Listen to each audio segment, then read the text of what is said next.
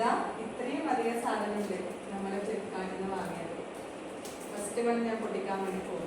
അപ്പോൾ ആദ്യത്തെ ഐറ്റം വന്നിട്ട് ഒരു മൈക്രോ ഫൈബർ ക്ലീനിങ് ക്ലോത്താണ്. ഇത് നമുക്ക് കിച്ചൺ കൗണ്ടർ ടോപ്പൊക്കെ ക്ലീൻ ചെയ്യാൻ വേണ്ടി ഉപയോഗിക്കാം. ഇതിനൊരു 116 രൂപ എങ്ങനെയാണ് ഈ ഒരു റോളിന് വരുന്നത്. ഈ പ്രൈസിന് ഇത് വേർത്താണ്. ഇതിൽ ഒരുപാട് ക്ലോത്ത്സ് അറ്റാച്ച് ചെയ്ത് വന്നിട്ടുണ്ട്. ആൻഡ് നെക്സ്റ്റ് ഐറ്റം വന്നിട്ട് സെറാമിക് മെറ്റീരിയലിൽ വരുന്ന ഒരു ഫ്ലവർ വേസ് ആണ്. ഇത് ഡോണറ്റ് ഷേപ്പിലാണ് വരുന്നത്. ആൻഡ് ഓൾസോ ഇതിനൊരു 164 രൂപ എങ്ങാനാണ് ഉണ്ടായിരുന്നത്. ആ പ്രൈസിന് ഇത് വേർത്താണ്. നമ്മളത് താഴെ വീഴാതെ സൂക്ഷിക്കണം, വീണാൽ പെട്ടെന്ന് തന്നെ പൊട്ടിപ്പോവും. ആൻഡ് നെക്സ്റ്റ് ഐറ്റം ഇതൊരു ഫ്ലോർ മാറ്റാണ്. ആക്ച്വലി ഒന്നല്ല, രണ്ടെണ്ണത്തിൻ്റെ സെറ്റാണ് വരുന്നത്. 189 രൂപ എങ്ങനെ ഇതിനുണ്ടായിരുന്നുള്ളൂ. ആ പ്രൈസിന് ഇത് വേർത്താണ്.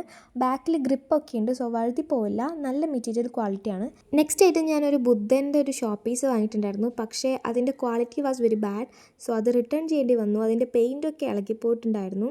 സോ അത് ഞാൻ ആർക്കും റെക്കമെൻഡ് ചെയ്യുന്നില്ല. നെക്സ്റ്റ് സാധനം വന്നിട്ട് ഇതൊരു സ്റ്റോറേജ് സ്റ്റാൻഡാണ്. നമുക്കിത് കിച്ചണിലൊക്കെ വെക്കാൻ പറ്റും.